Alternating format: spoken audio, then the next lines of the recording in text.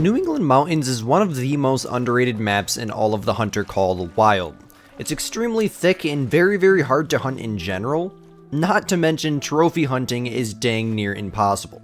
But what if I told you there was a hidden method that myself and a lot of my friends and some other content creators use that make this map a lot more than what people make it out to be.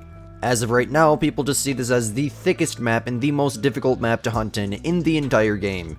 Yet, it's dead last on pretty much every single map ranked video, and in my opinion, it's one of my favorite maps in the whole game. And by the end of this video, hopefully I can not necessarily make it your favorite, as everyone's gonna have their own opinions, but maybe just change you over a little tiny bit into the New England Mountains Club. So without further ado guys, if you want to learn how to find more trophies, more animals, and just have a more enjoyable experience here in New England Mountains, I would strongly suggest that you guys do in fact stay until the end of the video so that way you don't miss out on any information whatsoever, as if you do, it can and very well will mess up the method. Without further ado guys, wasting no more of your time, as always, my name is Squid, you're watching Squidster Gaming. Let's go ahead and dive right into it.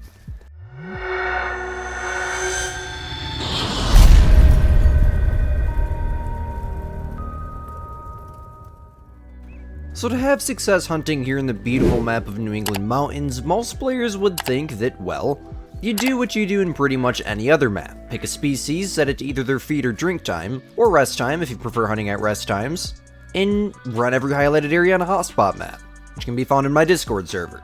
New England Mountains, yes, you can do that, and yes, you will have success doing that, but so much of the map is just like this little area right here, where there can be a herd of whitetail, literally 70 meters that way, and I couldn't see it, until I get right up next to it, and it spooks. And that's just the pattern that repeats over and over again here in New England Mountains.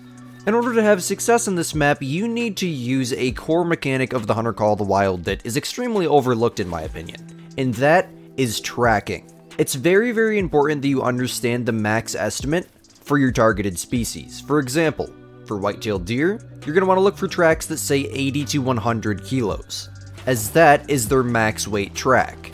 Now the thing for whitetail is, most of the time a max weight track for whitetail is just going to lead to a level 2, although, you know, you got that small chance because level 3s or diamonds also have that weight estimate. So it's a 50-50 chance. But in this map, with the raccoons and the predators like the bear and the bobcat, 90% of the time when you track a max weight track from them, it's going to lead you to a big level 7, a level 8, or a 9 legendary. For the raccoons, it's kind of a 50-50 chance, could be a big 3, a 4, or potentially even a 5, but I've found several diamond raccoons off of this map just from tracking max weight tracks. And yeah, hunting around the water is still a really good idea for here in New England Mountains, but I tend to take a different route. I don't usually run the water sources like most people would here in this map. When I'm out here, what I'm doing is I'm just picking random directions and running in it. If I don't see anything in X amount of time, then I move to another portion of the map. And any time that I find a set of tracks that's a max weight track, even if it's a whitetail, I'll track it down. See up here, we got our first set of tracks. This is the system that I'm using when I hunt New England Mountains, and I have success almost every single time that I use it. The map is really good. It's just a matter of knowing how to hunt it. Now, the little thing that you can do with tracking is you can tell how close you are to the animal and whether or not you can sprint while tracking by looking at their poop. So, let me just yoink this little common raccoon here real quick. Bada bing, bada boom, just like so. I think we got a single lung shot there. If you look at their poop, there's a couple different timestamps that you want to have a look at. I think there was, yes, there's a pile of moose crap right here. Is that or it's whitetail? Moose. So as you can see, it says very old. Very old is as old as it gets. You can run when it says very old. If it says old or very old, you can definitely run. If it says fresh, then you're going to want to walk. If it says just now, then chances are the animal's within 100 meters from you. You're going to want to make sure that you're crouching and listening. Out here in New England Mountains, I'd also suggest that you carry with you calls, especially the e-caller DLC if you can get it, because here, you can call all these animals with this e-caller just taking up one slot of your inventory. You quite literally have to scroll. It is absolutely insane. Even the raccoons you can call. So cool. Another thing about looking at animals' poop, as crazy as that sounds, They poop so frequently here in the game that as soon as you get on a trail, it'll literally be a matter of seconds before you find poop. And also another good thing is here in Call of the Wild, we can see those visualization audio cues. So you really don't gotta worry about missing the sounds around you, because sound is a huge part of hunting in New England mountains as well. If you're someone that struggles with patience here in the Hunter Call of the Wild, I would strongly suggest that you come out here to New England and just run around for a few hours. I have learned so much about the game just from hunting in this map and maps like Hirschfelden, and it's helped me not only as a casual hunter, but also as a grinder. It's helped me build patience with this game. When you find a trophy here in New England mountains, the amount of success and reward that you feel from it is truly incredible. This is by far one of the most rewarding maps to shoot trophies from, and if you can manage to get a trophy from this map, you're part of an elite group of hunters, because it is not easy to find trophies in this map. See, just like that, Moose spooked, didn't even get the chance to see her. Oh, there she is. Good thing that wasn't a diamond. Now, this brings us into the next thing here. When you spook animals, what do? Take a guess. You're gonna want to track it. You're going to want to follow the animal's tracks all the way up until you get to a little clear opening, or until you manage to get to a point of view of where you can comfortably shoot the animal. But the thing about New England is that's rare, so plan on tracking for a while. Even before animals spook, this is how your visibility will look 90% of the time. What I personally do when I find trophies here in New England is use another one of the game's mechanics. So say for example, I just found a level 5 moose right here. What I would do, so I'd pull open my map and have a look around. Now, right off the bat, I see, how far is this? A kilometer, it's highly unlikely.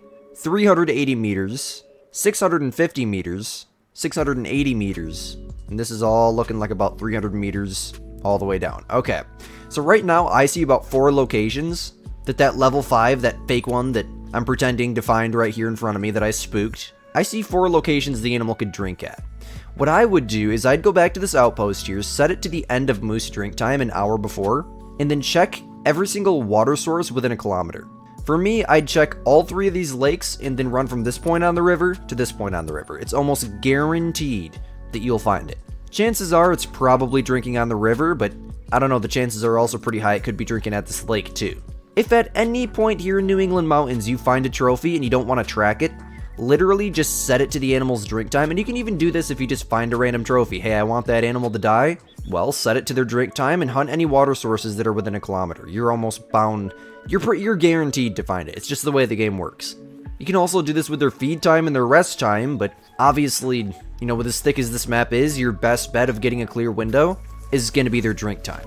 I tell people this in live streams all the time. This map is not a fast-paced map. This is not a map where you can set it to their drink time and shoot 100 animals in an hour. It just doesn't work like that. This is a tracking map. I've said this so many times and I'll continue to say it. If you want to be a tracker in the Hunter Call of the Wild, or if you want to get better at tracking in general, New England mountains is my best suggestion. Because visibility is so low, I mean, that's really your only option. If you spook an animal at its drink zone and you want to know what it was, the best way to find out, or at least have a good idea, is to pick up its track. Find out what its max weight estimate is, and if that max weight estimate matches up, well then you might want to track it. That is your best bet for being out here in New England. Now I'm going to share with you guys my loadout that I carry with me here in New England mountains back at the outpost here in just a second. But first I want to talk about the use of game feeders. Game feeders are strongly suggested for maps like this. As you can see, I have 1, 2, 3, 4, 5, and 6 of them set up right now. You'll notice that I have them set up in really open areas. Like, most of the map is super thick like this, but like I said, it's rare, but you can definitely find little openings. And if you have a target species, for example white-tailed deer, you can use the box feeder with fortified pellet mix. This one here. Actually refill that while I'm at it. And if it's at white-tailed deer drink time, it's pretty dang much guaranteed that there's going to be a massive herd, maybe even several herds of whitetail at your feeders. Not only whitetail, but moose, rabbits, raccoons, I mean, you name it. Instead of running around through the thickens, if you're lucky enough to have the feeder DLC, dropping them in open areas can make it so that way you can literally just avoid the whole tracking thing. Although, in maps like this, where they're absolutely massive, there's no way that you can just see every animal on your map using feeders, but you can see a lot of them. So no matter what, I'd still suggest running around and looking for max weight tracks. And check it out here, guys. We got a herd of whitetail. Now, it doesn't look like there's anything too interesting in here, but since I quit multiplayer hunting, I'm starting to herd manage all of my herds. Doesn't matter the animal, if I see a small animal, it's getting left. So we're going to leave that level 1, and we're going to take this bigger size level 2 here, I believe is our best bet. Now this is the 300, I'm not going to get credit on it, but there's no way I could get a good shot with this angle. If it's not a trophy, don't even worry about it. Go for the... Oh, I missed. Then I hit the ground. I tried to go for the next shot there, and then that's what you got to deal with. Creepers. And that's New England Mountains for you. But the thing is now, you know, I know where that herd is. I know there's a herd of whitetail here. I can come in from the other side if I really wanted to. Set it to their drink time, come in from this area, or I can drop a feeder right there, and it'll be guaranteed that that herd will feed there. There's different things you can do if you can't get a shot. I could have even widened up here, but the wind is terrible. And I really thought I could have got that. Nope. Squidster aim, boys.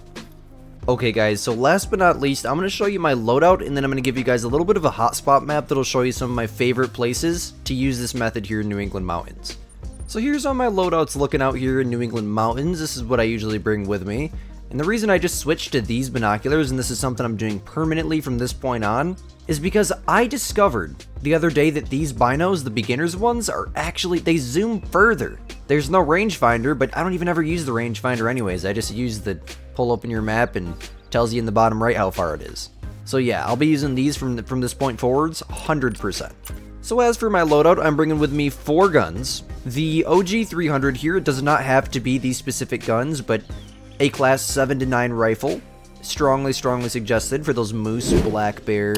Like I said earlier, I mean, you can shoot a whitetail with it if you don't want to get full trophy score, just to take it down faster. A 7 to 9 rifle of choice, like the 375, the 300 AR. I just chose this particular gun today, along with this specific set of weapons, because, well, that's what I was feeling. I'm also taking with me the FL Sporter 303. This is a 4 to 8 rifle. This is going to be ethical on those whitetail. You can shoot a moose with it, mainly for the whitetail and the deer species. And then we have a class 2 to 6 or 2 to 7 rifle, depending on the specific weapon that you choose. I chose the Frost 257. In my opinion, this is the best 2 to 6, or I think this one's actually a 2 to 7, I don't remember. This is the best gun for those raccoons, fox, and those class 2 species in general. It does an amazing job. You could also bring the original 243, with the polymer tips, of course. You can bring the Quist Reaper 762. There's a bunch of different good options, just the 2 to 7 rifle or a 2 to 6 rifle. And then for those class 1 species, turkeys, pheasants, quail, etc., ducks, I'd suggest you bring with you the Catch-Tour 12 gauge. It's just the best shotgun, 6 rounds. Overall, just an amazing weapon. As for lures, I'm bringing with me the grunt collar, the moose collar, and the e-collar, and that is literally my entire New England Mountains loadout. Just like that. And then as promised, here's that hotspot map for you guys, highlighting some of my favorite areas to hunt. I like to hunt this map either really early in the morning or really late in the afternoon, never during the day. Never like right dead smack in the middle of the day. The latest I'm going to hunt is like the end of whitetail deer drink time or moose drink time if I have to, but again, I already explained that I'm not a huge drink zone fan for here in New England Mountains really. I like running around and tracking, and if I need to shoot something at its drink zone, well, that's an option. But hey, if this video helped you guys out and you want to see more just like it in the future, these kind of map guides, I really do enjoy making them. Let me know down below by smashing that like button and subscribing, as it is very, very much appreciated. As a 16-year-old content creator, my goal by the end of 2026 is 50,000 subscribers. We're on track to reach that goal, and if you guys want to help us out in reaching it, it would be very, very much appreciated if you can join the family. Without further ado, guys, as always, my name is Squid, you're watching Squidster Gaming. We'll catch you guys in the next banger. Peace out, my gamers.